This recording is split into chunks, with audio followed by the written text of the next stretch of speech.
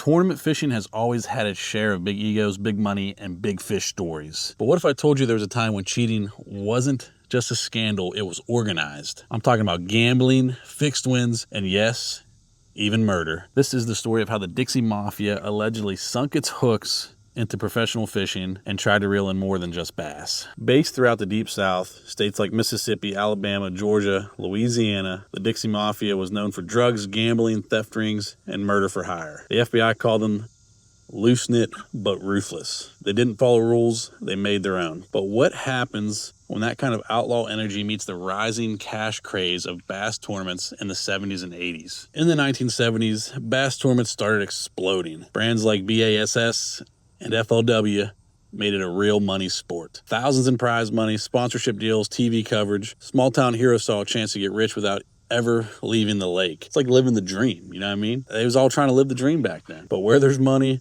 there's always temptation. That's where the Dixie Mafia allegedly stepped in. They were tied to illegal gambling on tournament outcomes. Fishermen were pressured. They basically told the anglers that were working for them, you win, or we find someone that will threaten them, threaten their families. In some cases, fish were allegedly stashed in cages ahead of time. There's stories of divers placing fish under docks, bribes to judges, threats to rivals, even boats being sabotaged, trailer tires being punctured. Several tournament organizers in the Deep South quietly retired under suspicious circumstances. A lot of sketchy stuff going on back then. I feel like there's still sketchy stuff going on, but not quite like back then. You could just get away with more back then. There was a well-known angler in Mississippi that disappeared the night before a major payout. I actually did a story on that one before. Another was found drowned, his live well full, but his weight card missing.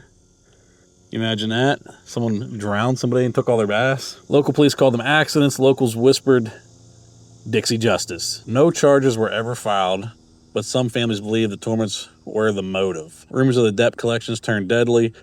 A former judge was arrested in connection to the Dixie Mafia in the late 80s, right after retiring from running tournaments in Alabama. So how sketchy is that? By the early 2000s, major circuits tightened rules, implemented things like polygraph tests, camera crews, stricter weigh-ins, and the new generation doesn't really want any heat from the law. Not as much anyway. But the legend of those dark days in the 70s and 80s still linger on the docks. It's easy to laugh at fishing cheaters today, stuffing weights in walleye, but back then, cheating wasn't just about a trophy.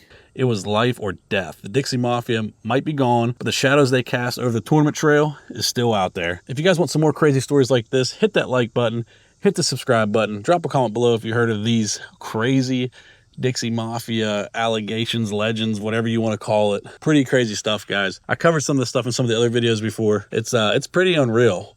There was a lot of crazy stuff going on in the 70s and 80s that kind of got swept under the rug. And yeah, a lot of it's unbelievable. There still kind of is some Dixie Mafia stuff going on. It was definitely not as crazy as back then. And yeah, this basically organized crime got involved in the fishing tournaments because they saw a way they could make money off it. The tournaments were easy to rig back then, and they were able to step in and make a lot of money. But it also got some people hurt, got some people, unalived, and got a bunch of people, that basically just disappeared. Never heard from them again. There was a video I covered before about a guy named Danny Ray Davis who basically got caught cheating in a tournament back then. I think it was in like 1984.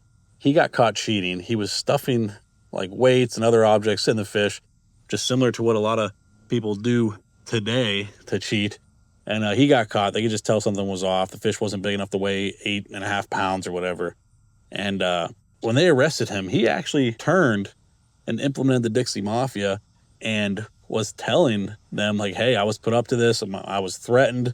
My family was threatened. And that's why I cheated. And he was actually going to testify against some of these other guys from the Dixie Mafia. And he ended up not making it there, and he was found mysteriously unalived on his family's property the day before he was supposed to go testify. There's countless other stories like that. Like I said, just a lot of crazy stuff going on back then. A lot of it's unbelievable. There's a dark side to bass fishing, and it's anytime there's money involved, there's going to be some crazy stuff like this going on. And there's a lot of it. A lot of it got swept under the rug by the tournament directors too, because they didn't want the bad publicity. And similar stuff, maybe not to the extent of what was going on then, but similar stuff does go on today. And I think a lot of these bigger name guys get away with stuff, and a lot of the tournament directors brush stuff under the rug because they don't want the bad publicity. But pretty crazy stuff, guys. Let me know what you think in the comments. That's all I have for you guys. Thank you so much for watching. If you haven't already, please smash the subscribe button, hit the like button, and I'll see you next time.